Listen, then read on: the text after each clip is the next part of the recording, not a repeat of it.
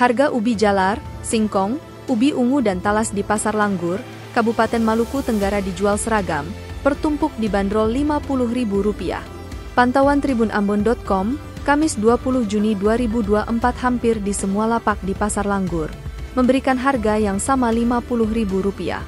Jika membeli dengan harga Rp25.000 penjual enggan memberikan dengan berbagai macam alasan. Salah satunya, semua konsumen rata membeli dengan harga Rp50.000. Salah satu pedagang ubi, Mama Lumas mengatakan harga jual ubi memang mahal, hampir semua dijual dengan harga tinggi. Jadi lanjutnya, untuk harganya disesuaikan dengan harga beli per karung, palingan untuk yang didapatkan juga tak seberapa. Sementara, Nina salah satu pembeli mengaku harga yang ditawarkan memang cukup mahal.